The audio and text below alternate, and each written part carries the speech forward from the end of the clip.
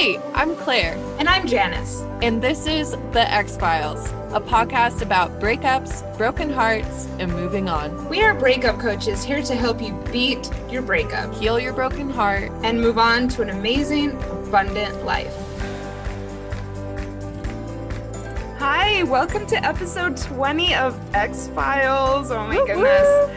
What an accomplishment. We're so excited that for episode 20, we are bringing on another one of our Beautiful You Coaching Academy friends, Emma Pleasure from Australia. Woo! Yep, we sat down with Emma a couple weeks ago to talk about her work as a pleasure coach. Emma is a pleasure coach who works with women to embrace pleasure in and outside of the bedroom. And we had a really fun chat with her, and something that I think all of our listeners are really going to enjoy, because pleasure can, always be amplified. And she definitely has some ideas about how to do that, right? Yes, it was such a fun talk, and we covered so many just yummy topics, including communication, how to ask for what you need from your partner, also figuring out what you need, because we are not taught how to do that as women. And we also talk about the trouble with faking it in the bedroom. Oh my God, that should be the title. The trouble with faking it. The problem with faking it is that no one's happy. Right. So we explore that more. Beautiful insight about that. Mm-hmm. Yeah, she's got some great good energy, and we're excited to share her with our audience. Yes. Yeah, it's definitely a very calming episode as well. So yeah. Thank you so much, Emma, for coming on. And we would really love to hear from everyone about what you think. Where else do you start with you, Emma, but talking about pleasure and sensuality, not just sexuality, but also outside of that? How do you get started with that in that area if you're like, I don't even know where to start when thinking about that for myself? It's a really good question. And I think one that comes up a lot when our life is quite extended and quite full. We're not really thinking so much about pleasure because we're stuck in the doing or even caught in overwhelm. And I think that thinking about pleasure from a point of something that is just a mindful moment to begin with, what could I do that just serves me to slow down, gives me a little something. I think that's a really good starting point. Mm-hmm. Yeah. And also to think about, I think a lot of the time we think that pleasure is something that's really big. We're waiting for our haircut. So many women are talking about, they get their 3 hours out when they go to the hairdresser and get their oils done. Yeah, but when we save it up like that, it's kind of not enough. It's not enough pleasure. Yeah. Pleasure is more like small sips of water. A small sip of water hydrates you much better than chugging the full glass. Mm-hmm. So if you think of those small sips of water, and that's incremental. So it's just tiny little things. It's just, pausing with the sun on your skin. Or it's taking a moment to actually be present in a hug with someone. Yeah, I really love that. And that's a really great definition and starting point. Yeah. You think that we could maybe backtrack just a little bit and get into some relationship-y stuff with you? Sure. All right. All right. Yes, because we have talked a little bit about your past relationships, and you're currently in a 15-year-long partnership, right? Yes. Yeah, that's beautiful. And before then, you were in a relationship, you told me, with someone that you kind of realized that you had a tendency to want to change.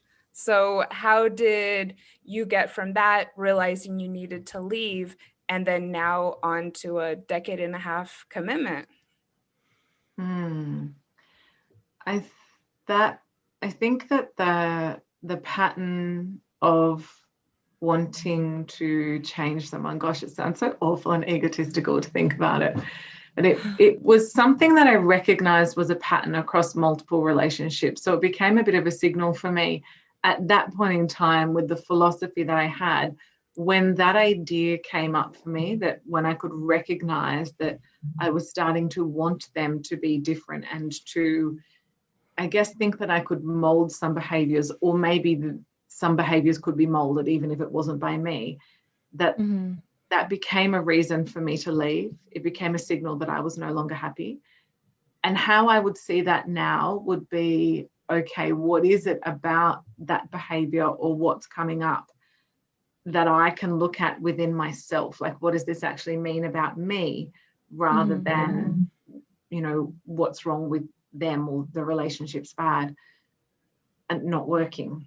I think really it is a symptom of many other things. That behavior or desire came up as a symptom of other things that were going on and who I was back then. Somebody who probably needed to be needed, somebody who had peanut butter splashed all over the walls, you know, just had my hands in all these pies, and was chronically busy. And so I needed a lot of control to make my life work. And I don't like the term control freak. I don't think it was quite so pervasive about that, but there was a lot of certainty that came out of knowing how things were. And also my conditioning included perfectionism. So to enter into a, let's say, healthy, functional, respectful, loving 15-year-long relationship took a lot of rewriting of those things. It took a lot of rewriting of having control, because you can't have a healthy, functional, loving relationship and be controlling. It doesn't work that way. I agree. When did you get to the point that you decided that you were going to make a choice out of this rewiring? Yeah, I had a period that was a fairly intense kind of 3-year period where the pattern of always being in a relationship, kind of moving from one guy to the next. And sometimes in hindsight, I could see sometimes even being with someone more because they had an interest in me. I didn't necessarily have the same level of interest back. That I just needed to be in a relationship so badly to feel okay. It wasn't that I took anything, but certainly it wasn't conscious. It wasn't a conscious behavior, but it was more comfortable to be in a relationship than out of one. And I think a lot of what you're talking about, I think it comes sometimes from being so empathetic and seeing that perfect potential, that untapped potential in someone, that if they would only do what you think they could do, then they, you know, it would be so much better. And so I think that's where that like control comes from, is seeing how much potential someone has if they only made choices in the way that you wish they would.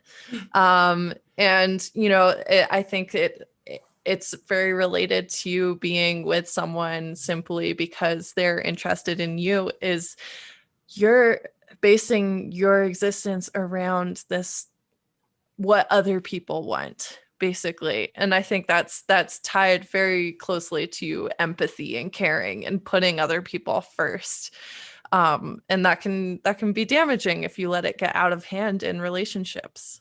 Well, and I think the way that we're conditioned, a lot of women really want to be sought after, and they want to have, you know, someone kind of chasing them. And for whatever reason, that is just in and of itself quite exciting. Yeah, and that feels can good. really get the juices going. And I can definitely relate to that. For sure. Yeah, and sometimes there's also a codependent element in it as well, where, you know, the role that we've been given from our conditioning is to maybe be the carer or to be the pleaser. And so we're entering into relationships that basically keep those ideas about ourselves continuing. Get rid of the cognitive dissonance and be like, all right, here's my role. Oh, totally. I will do this.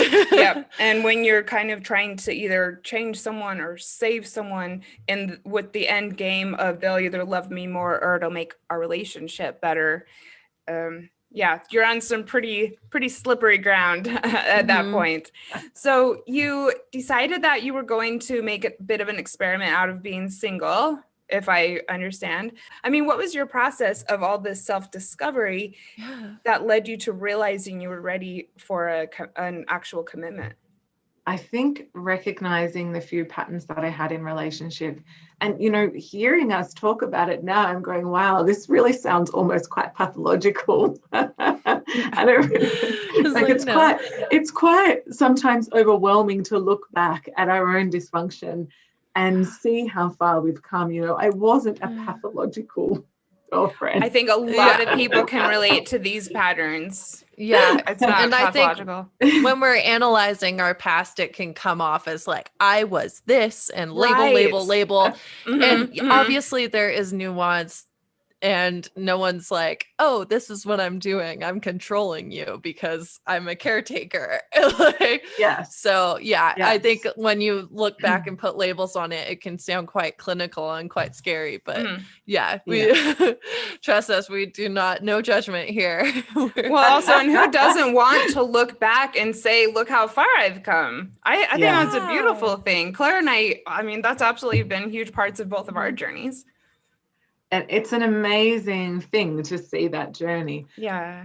It's those elements, though, that started to show themselves. I started to see that I actually was deeply unhappy, that I was feeling unsatisfied, that I had these patterns in relationships where, I was always in a relationship, that the relationships that I was entering into weren't really serving my growth, and that I was doing the work in a lot of those relationships. I was the one that was doing the traveling. It was, not so much on his terms, but I was putting in a disproportionate amount of effort a lot of the times, and also very doted on by some of these, very, very lovely men. And I learned a lot. But there was just, this period of time where so many things became obvious that I went, actually, I'm so always in a relationship that I don't even know who I am. I just don't, I have no concept of what I really like for myself. And so choosing to be single was about choosing to actually begin to cultivate a relationship with myself where I knew who I was, and I could find myself in what I didn't know then was a lot of dysfunction, and could, begin to create a life that actually sustained me and had myself at the center in a non-selfish way, but just, we are the center of our life, and our life, kind of flows out from there. So all of this discovery, were you already on the spiritual path that I know that you're currently on, or did that come after? Definitely not in the same way that I am now. I think the self-discovery journey did include, I did find yoga. I did later find yoga. But at that point in time, there was the beginning of yoga, but not as a spiritual practice. Yeah, I would say no, it came later. And actually much more, it came very soon after the birth of my oldest child, actually. I kind of think of him as being the catalyst for my spiritual awakening. All right, so that was a bit of a jump. So I guess just my last, from breakup to your child. So I guess my last question just would be, which I think will be helpful for our listeners, is when did you kind of realize that you were ready for a commitment again after all of this? It happened really organically for me. It wasn't so much a conscious process of, okay, I'm ready. I kind of almost a funny story, really, that I ended up basically flat sitting for my now husband while he was away for 5 months, and didn't want to let his apartment be vacant and didn't want to hand it back. So I got to reap the benefits of free rent and free internet. You know what? That is so Australian. I was a house sitter for almost a year, and I met so many people who kind of did the same thing. There's something about house sitting in Australia. So I'm like, cheers to you. I know how great that can be. Yeah, it was awesome. And then he asked me if I wanted to be a flatmate. And I remember jumping up and down in the living space like, yes, yes. Mhm. Apparently I did really badly.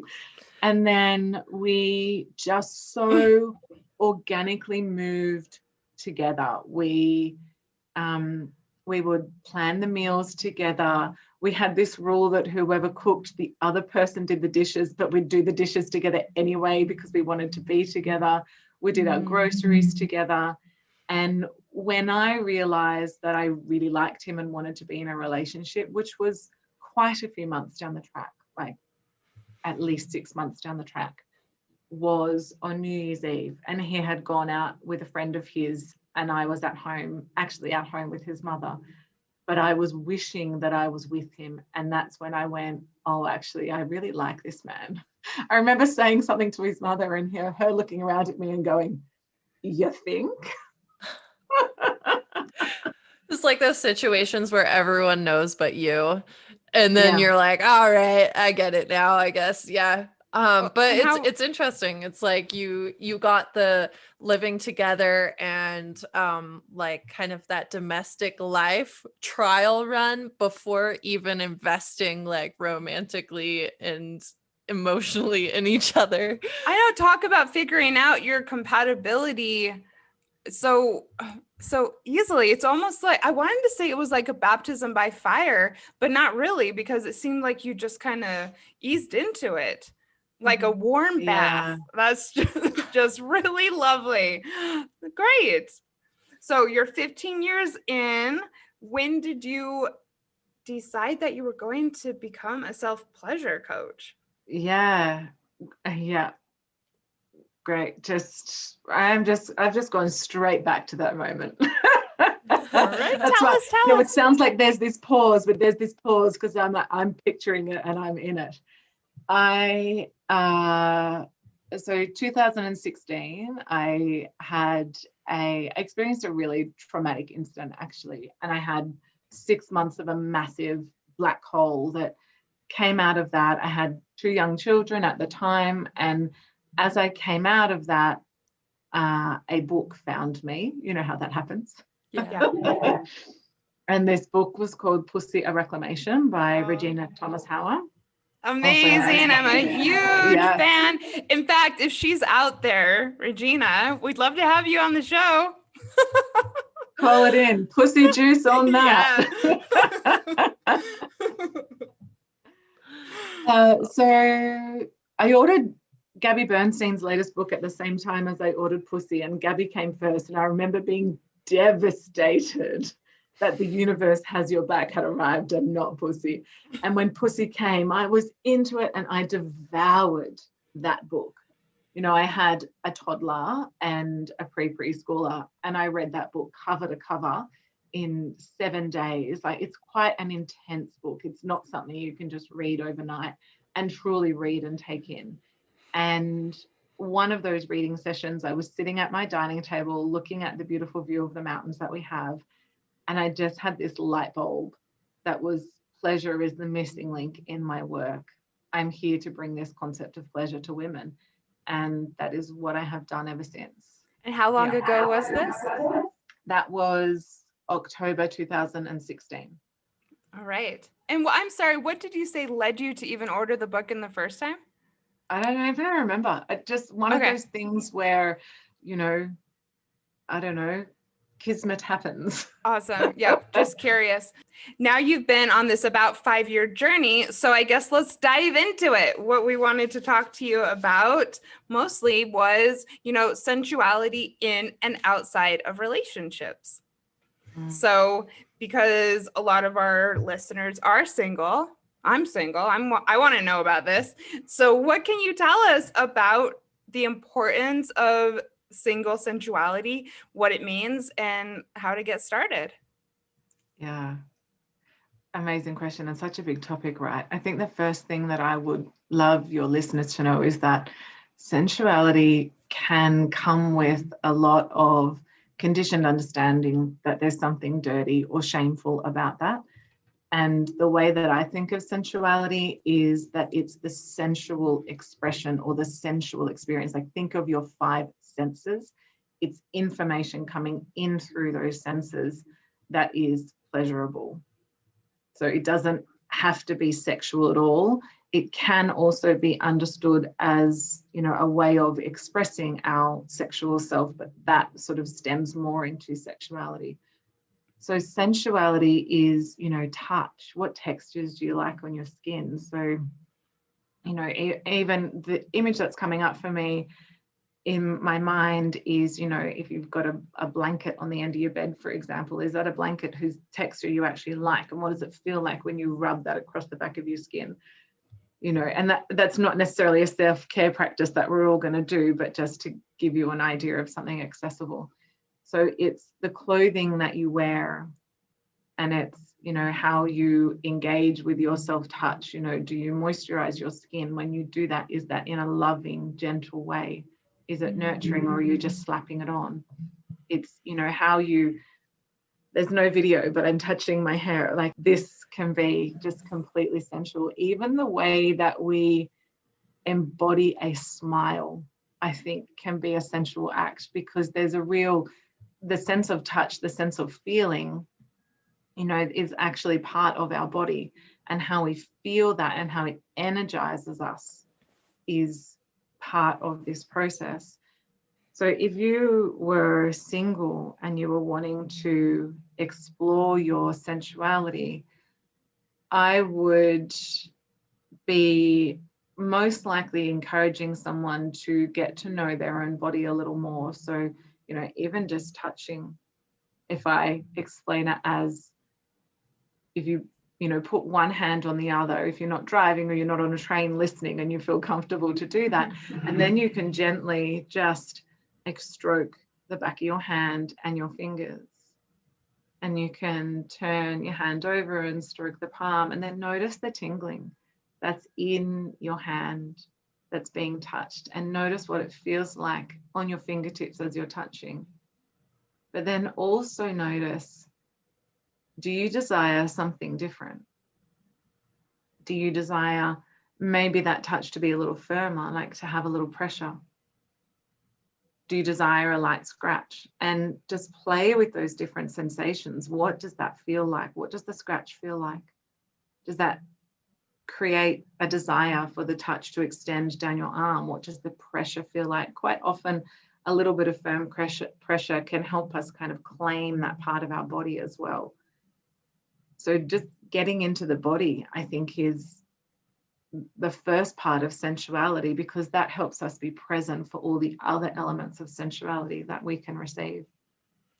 Oh, that is so good. I mean, I think people might have only really experienced this sort of exploration with a partner, maybe, and probably not at that like deep of a level. It's almost like being aware of your body and the way it feels is something that's like sometimes just off limits, except for during, you know, sex. This relates to what I was going to ask. So if you're single and you're maybe a bit hurting from a breakup, and sex and sensuality and doing this type of exercise doesn't even cross your mind, what would you say might be a reason to open yourself to this? I mean, I know that I've had times when I've just felt completely shut off from any of it. And, you know, before I knew what was happening, you know, this idea of pleasure just wasn't even in my realm.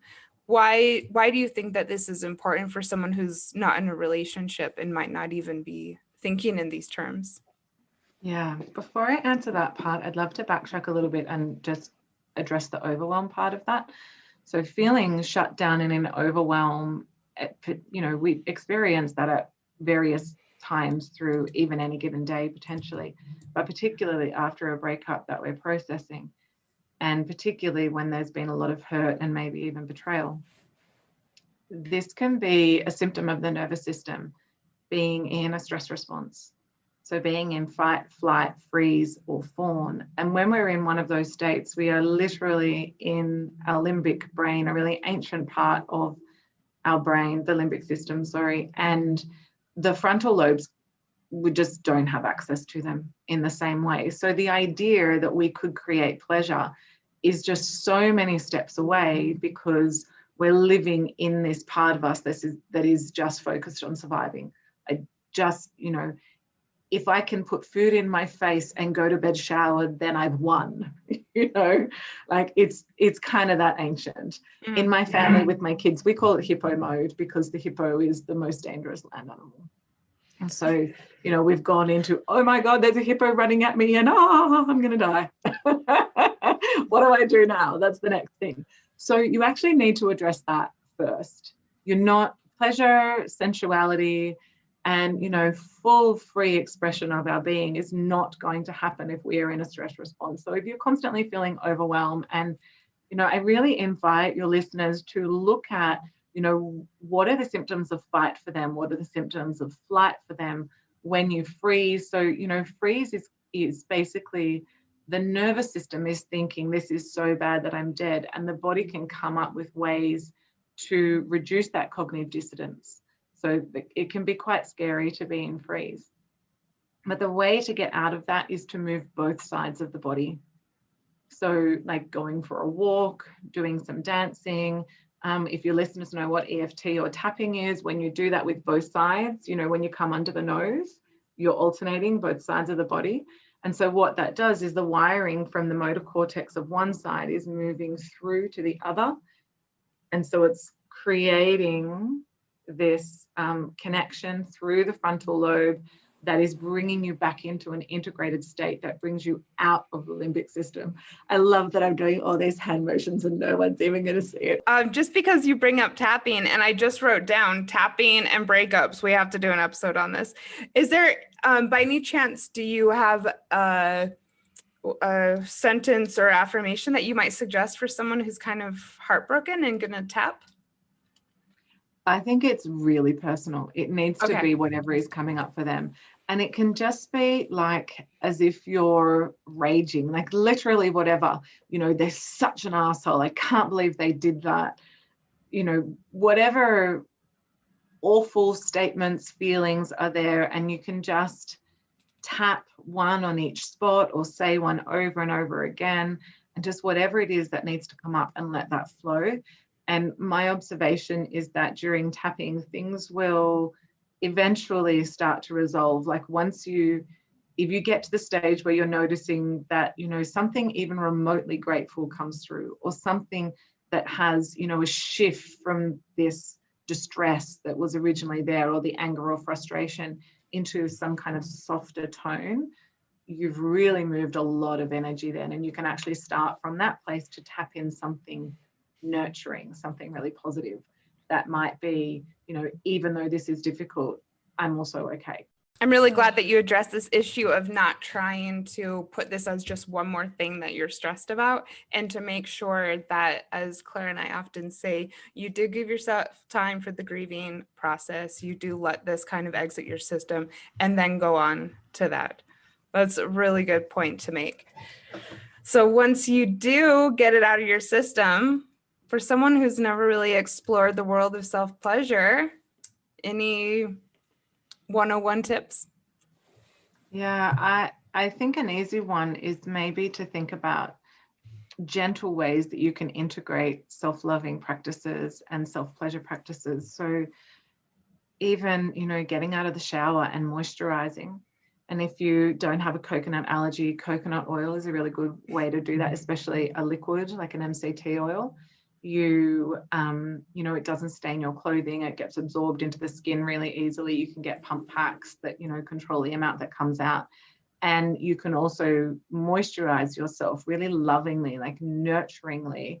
Again, I'm touching myself, nurturingly applying that to yourself. And then as you feel brave enough, as you feel ready, you can also begin to include your more sensitive and intimate parts that, we often skip over. We just totally gloss over those. And so you can just begin in this kind of really organic way to start to create a relationship with your body through touch that extends into areas that might feel a little taboo or shameful. And then from there, you can begin to explore those areas in that same way that we're exploring touch on our hand.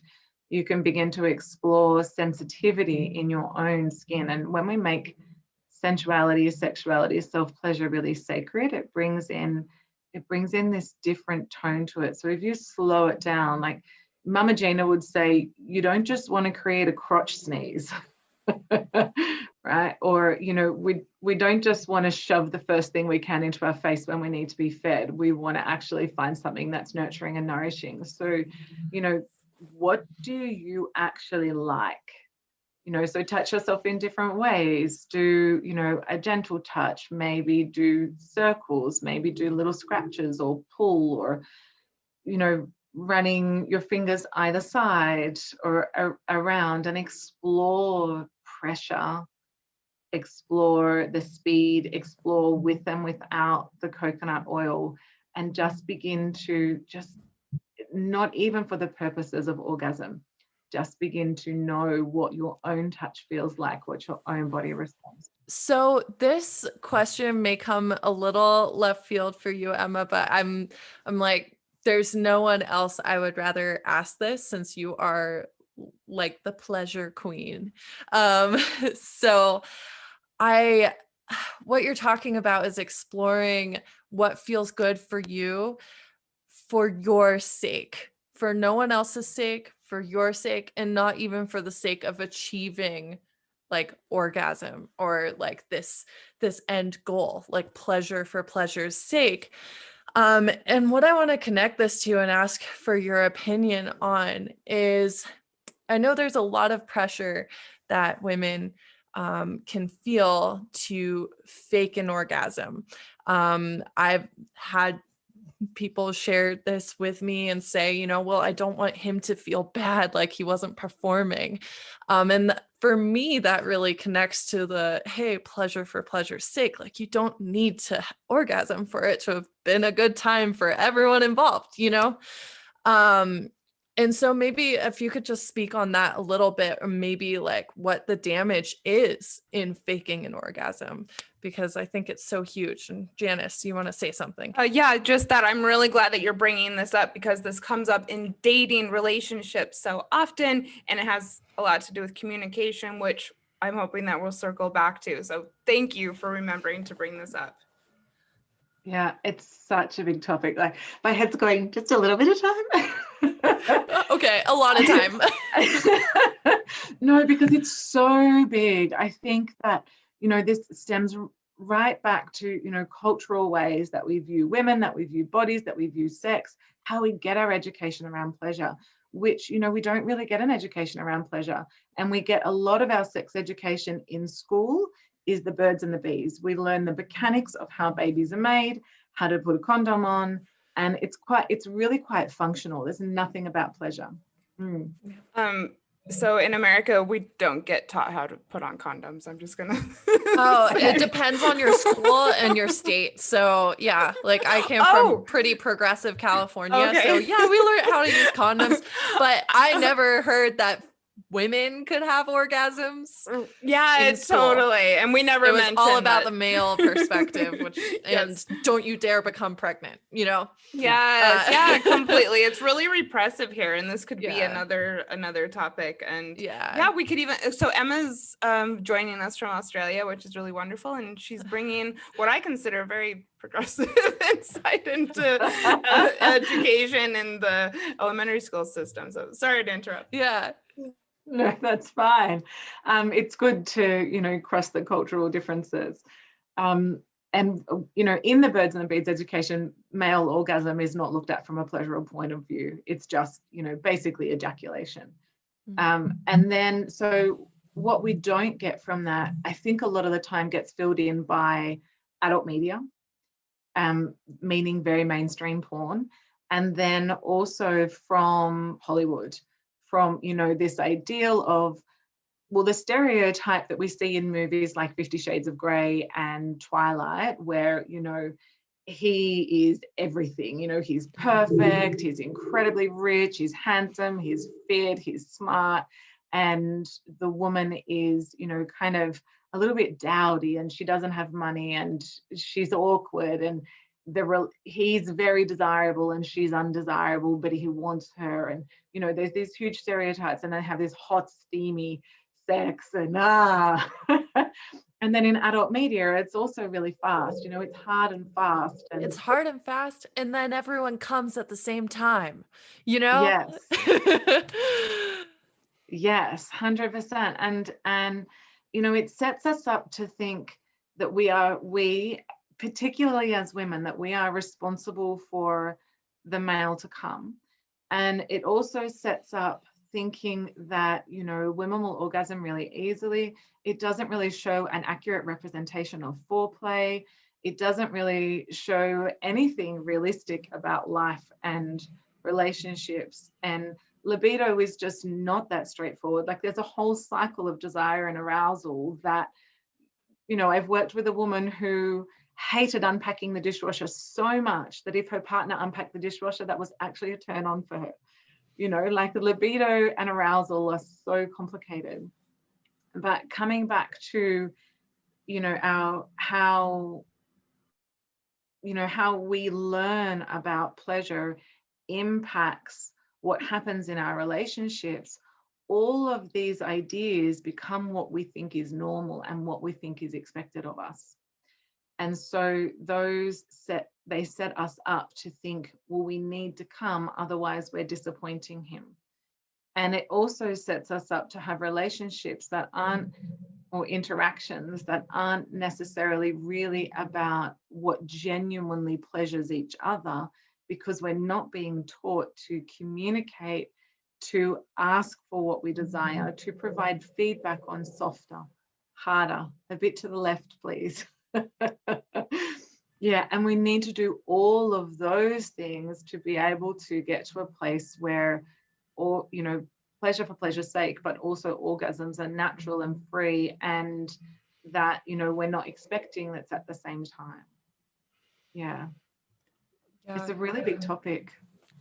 Well, this leads really well into the question that I've been dying to ask you, and that is, whether or not you're in a new relationship or not, if you're not used to communicating your desires to someone, what is a good way to start that? You know, sometimes even just getting the words out can feel so uncomfortable to people. Is there any tips or exercises or anything that you would, you know, suggest to someone who's having that problem? Yeah, amazing question. It's so insightful to think about, you know, how can I begin to communicate in a respectful way that invites cooperation? And there's whole theories around how we communicate to do that. The first thing I would say is, don't communicate when you're pissed. Like, not pissed as in alcohol drunk, but like angry, because you're just going to end up saying things that you don't mean, that you then have to resolve later. So just, you know, if you're getting really angry and the communication is going down south, see if you can create a pause. You know, it looks like we're both firing up. I don't think this is going to get us to where we need. Can we pause and come back in an hour or tomorrow? And then during that time, give yourself time to process. Like, don't go into a dissociative activity like watching TV or scrolling on your phone. You know, go into something that is deeply connecting for you, regulate the nervous system, move both sides of the body, do some tapping, and then also prepare. You know, what is it that what's the need that you've got that's not being met? Or, you know, what's the thing that you desire to be seen or heard? And how can you communicate that in the most loving way? And the other part of communication that I think is really, really important is, for communication to be effective, we need to not be communicating to be right. We need to communicate to understand. And that is both parties. We need to be hearing what we think the other person is trying to tell us. And we need to be communicating in a way that we think the other person will understand what we're saying. And that might mean that we need to say something like, this might be really hard for you to hear. It's certainly hard for me to say. I'm going to be really gentle. And whatever it is. You know, it hurt me. I felt hurt when you spoke to me in this really angry way, you know. And to get to know what it is that you need to communicate, sometimes we need to take some self-exploration. You know, you don't know what you need to communicate in sex if you do not know your own body. Like, how can you guide the touch if you do not know what you like? So you need to spend time getting to know yourself, getting to know what you like, so that you can then somehow find the words. And it takes bravery, especially if you've got conditioning that you're the caretaker. It takes bravery to be able to begin to communicate that way, because your conditioning says, no, I'm the pleaser, or, you know, I just can't speak up for myself. So that you might feel guilty, and that will ease in time. So I think what you're saying is that the communication outside of the bedroom leads its way into more open communication inside of the bedroom. Definitely. Is that right? Yeah, I was kind of just answering generally, not specifically for the bedroom. So yeah, definitely. I think it flows both ways. If you have better communication outside the bedroom, that'll help in the bedroom, and in the bedroom will help out the bedroom. But for, you know, sensuality, sex, relationship stuff specifically, you really, and particularly touch, like if you're talking about sex specifically, you really need to know what you want, like what you desire. Like, and even sometimes you might have to ask more than once, not because they're not understanding the boundary, but because they actually just need more feedback about that. So I can think of a time when I was desiring my husband to kiss my neck, and I'm touching my neck in this most loving, enticing way, as I say it. And I desired to have my neck kissed. And so he was kissing my neck, and I'm like, no, I want you to kiss my neck. And so he started kissing my neck a little bit more. And I'm like, no, I want you to kiss my neck like I am the most incredible woman you have ever seen in your life, and you cannot get enough of me. And then he was kissing my neck. But it took me multiple times to be able to communicate the energy that I desired, for him to understand what it was that I was asking for. Because I think, you know, we're conditioned to, I say we as women, typically are conditioned to be like, okay, sex is about making sure he gets off, and not speaking up. But, you know, we're also dealing with the men's conditioning, and, you know, they've been perhaps watching porn since they were young now, as like millennials, and then especially Gen Z, like they never even got the whole magazine experience. But, you know, they've been learning, this is what you do. This is what you're supposed to do, is go hard and fast. And that's often not what is going to be effective for women. But they've also probably, you know, had a lot of, not saying a lot, like a lot, but, you know, they've had their sexual experiences. Quite likely they were never told, hey, you know, that doesn't feel so good. Could you go slower? Could you go gentler? Like, could you not do that angle? You know, and everyone's different. So, you know, this may be the first time perhaps that someone's actually spoken up and been like, hey, that doesn't feel good. You know, and I know exactly how hard it is. You know, so I think, I think speaking up helps both people in the relationship, like whether you're in a same-sex relationship or, you know, a man and a woman, like it doesn't matter. Communication is going to help both of you. And from what I know, is that they should want you to feel good. And if they're like, no, this is how I do it, this is how I like it, fuck them. How I do it. Leave. That's not what you want to do. Yeah, I was just going to say that as hard as it can be, oh boy, no pun intended. It'll tell you a lot about someone. Yes, I was just gonna say, as difficult as it can be, if you bring it up and maybe the other person isn't receptive, well, this is a big part in a relationship. Maybe that's the sign you need, that Yeah. Yeah, There's not the compatibility there. exactly. Yeah, or that, we need some work on how we receive it. Yeah. Yeah. And, I can think of a couple of instances where I've worked with women who, one of them, she said she was moving her partner's hand. So he was touching her vulva and she was moving his hand to the spot that she wanted it. And then he would move, he would move away and she would bring it back and he would move away. And the third time she brought his hand back, his comment apparently was, "You're fussy tonight." And it's one of those moments where, you recognize how for me, I recognized how well I managed my judgment of, wait, what? That's so uncool. That, no, you're not fussy. Like we need to reinforce these messages. That does not make you fussy. But also, what are the other things that could have communicated what it was that this woman desired to her partner in a way that helped him understand why she was bringing him back to that place, so that he could change his perception of what was happening and how that landed for him internally, how that was processed. Yeah, I think it's really important. Yeah.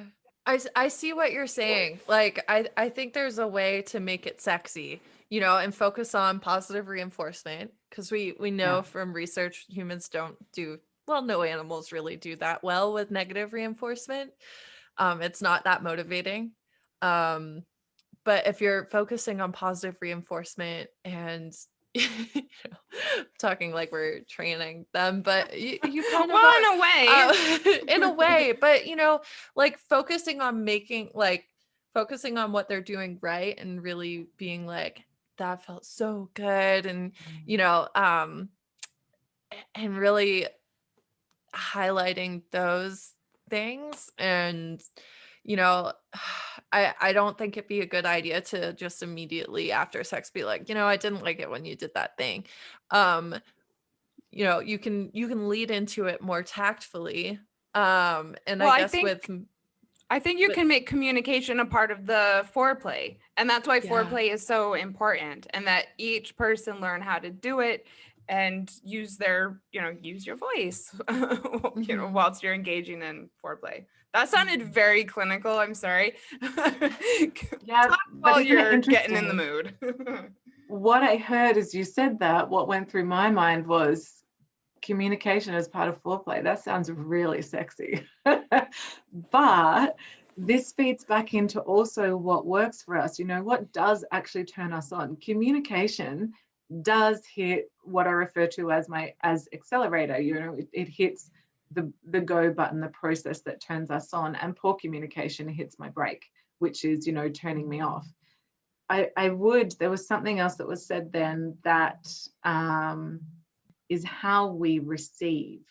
So asking for what we want also assumes that we have the capacity to receive what it is that we want and desire.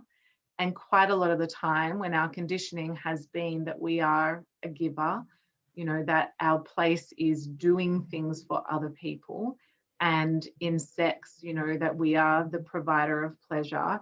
And this can go, it's not just women that have that conditioning. So let's just loosen up all stereotypes here. If you are conditioned to be a pleaser, in whatever form that means for you, you somehow invested in giving and do most of the work in relationships. When it comes to receiving, you may find that very difficult, and you are likely to want things to look quite even. So if you are receiving oral, you are likely to feel like you might need to do something back at the same time. You might need to be touching their hair, for example, or massaging their shoulders or wherever they can reach, or you have to do that same act back. And life is not reciprocal, and sex is not, it's not reciprocal in this way of it's got to be tit for tat. Learning to receive means that you can, it's not selfish to just lie back and enjoy the pleasure. I talk to so many, particularly men, but also women, who say their greatest turn on is seeing their lover enjoy themselves when they are pleasuring them. And I especially hear that from heterosexual males. who just that is the thing for them. If she's enjoying herself, then they're completely happy. And that requires us to actually feel okay to be touched, and to let ourselves be touched, and to let ourselves enjoy that.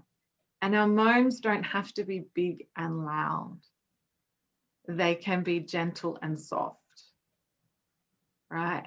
But we are allowed to receive that touch, that pleasure, and just be in that moment. And that also is how we take sex from hard and fast and, you know, more porn-like into this whole movement of make love, not porn. You slow things down, you become more present. And that, for people that are interested, can extend into tantric sex, which is very present. If you're bringing more presence into your sex, more mindfulness, you are beginning to create tantric sex. And that is then the doorway to a full body orgasm, which is phenomenal. Thank you so much for saying that, because I think that you're totally right. We can talk all day about how to communicate this, and we might communicate it in ways that are very clear and useful, and we might even feel comfortable communicating it. But yeah, then how comfortable are you actually receiving it? I can think of some very specific moments where I had a partner who, you know, all his attention was on me and he really just wanted it to be my moment.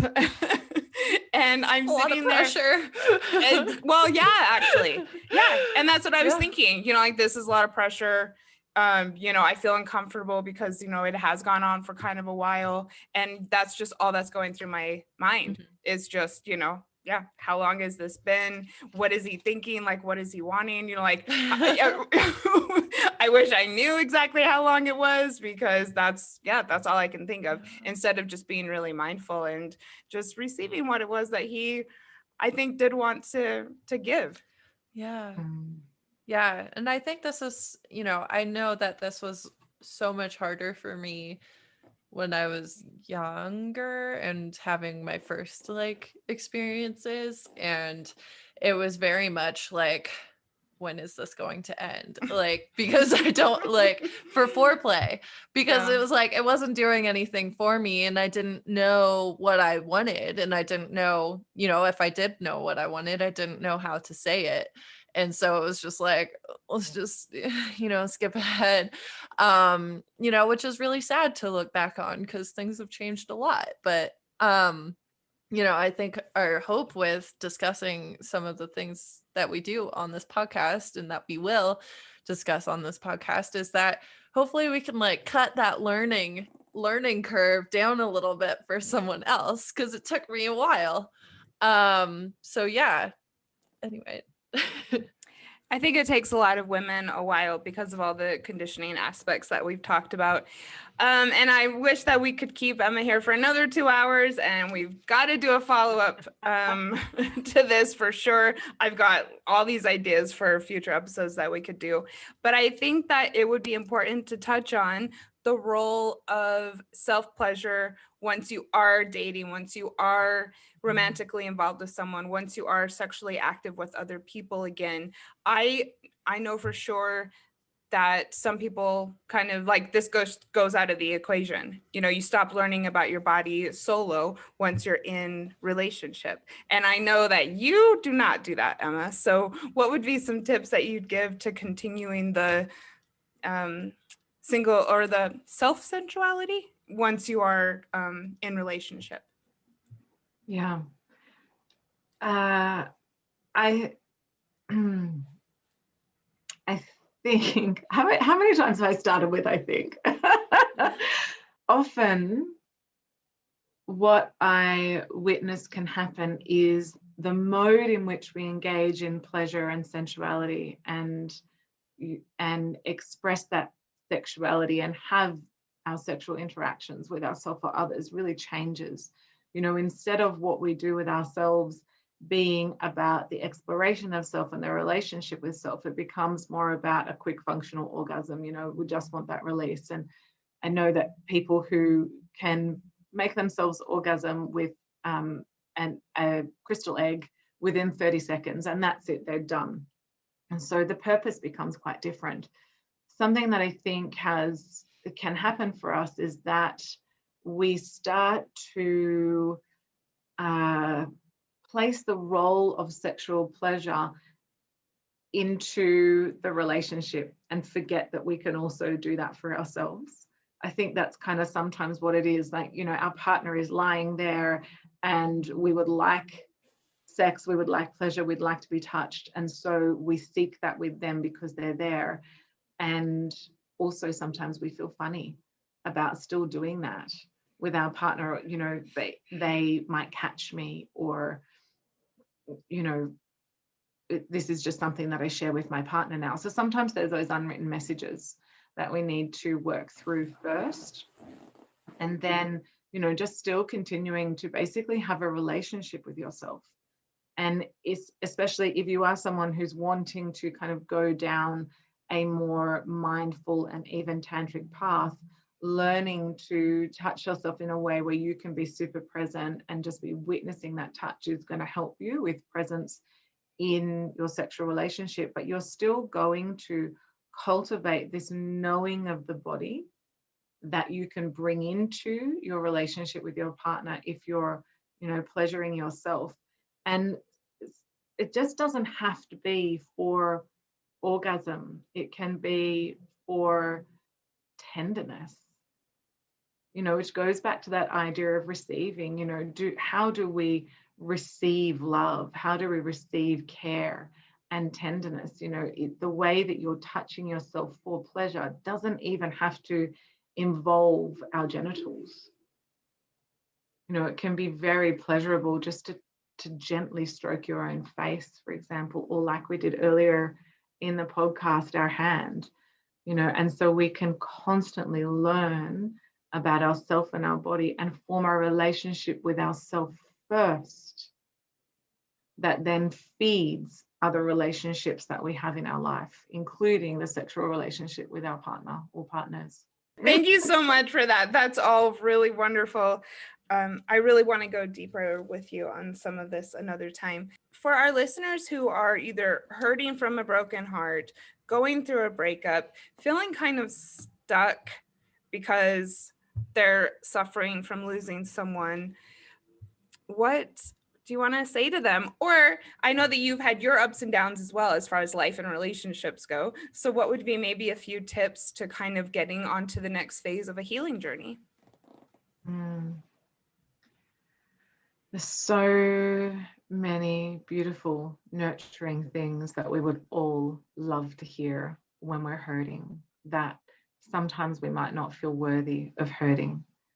So the first thing would be that your experience is real.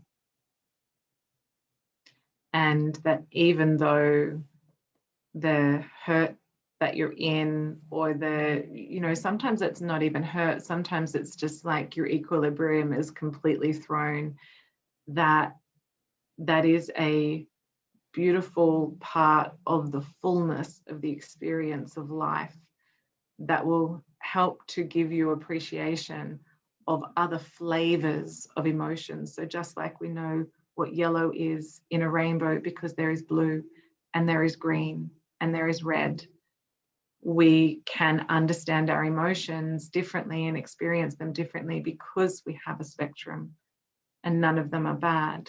So don't dismiss that feeling. Allow yourself time to process. Allow yourself time to be with yourself and to, you know, receive. If somebody wants to give and that feels nurturing, like, say yes. Yes, please, I would love that. And also that, you know, the idea of this too shall pass, that sometimes we get really stuck in needing to know, you know, especially if you're the one that's been broken up with. I just want to know, I just want to understand. And this is really putting the power back onto the other person. So just being solid enough in yourself, you don't need all the answers, which is, you know, it's not something that we can necessarily do in just a moment, but to just coming back to this idea that, you know, I don't need the answer to process this and understand and be okay.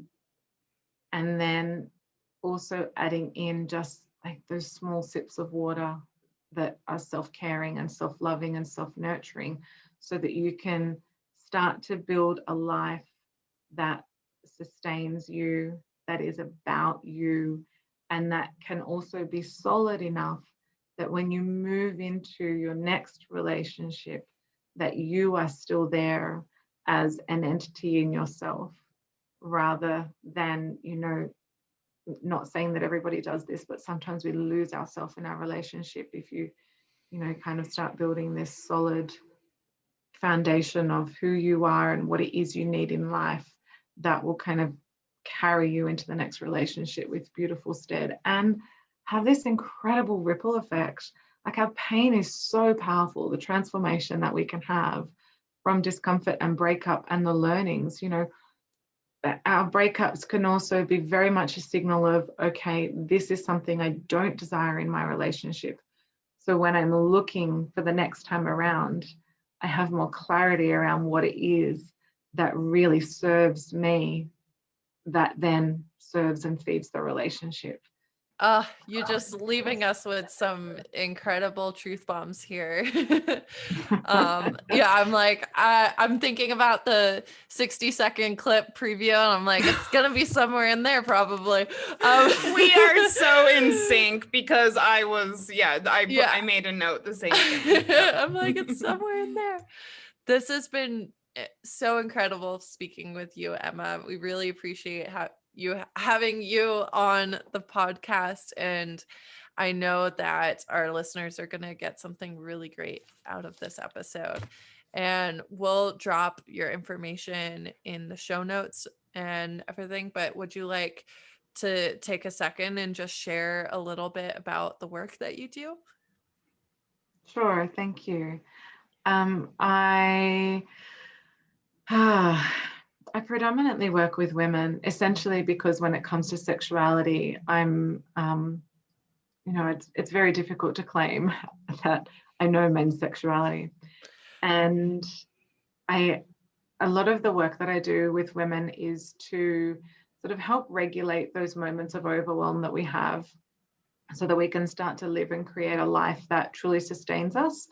And I use the modality of pleasure through that, basically, to do that, and then how that then flows into the bedroom, and a lot of education really about what the cycle of arousal is, and libido, and how to communicate. So I do that through coaching, and I run workshops, and I do have some in-person events as well, and workshops. I have group programs too, just, you know, having a mental blank, all these things. Yeah. Awesome. Yeah, well, definitely check out Emma's website and Instagram in the show notes. We'll drop those below. But thank you so much for coming on, and thank you for everything that you're offering the world. I mean, I'm just so excited to see what happens with your business and your work. I'm excited to continue to collaborate with you. I'm excited to have you on again, and really excited to share all of this. So yeah, you're a blessing. We're so glad that we know you. And yeah, thank you. And thank you to everyone who listened in. We love all of you as well. See you next time. Thanks for listening to X-Files, a podcast about breakups, broken hearts, and moving on. If you like this episode, tag us on your Instagram story so we can connect with you. And you can find me, Claire, on Instagram at Claire Lofthouse. And me, Janice, on Instagram at Janice Formicella. If you'd like to join our online community, find us on Facebook at Breakups, Broken Hearts, and Moving On. Talk soon. Bye. And here's a preview of our next episode.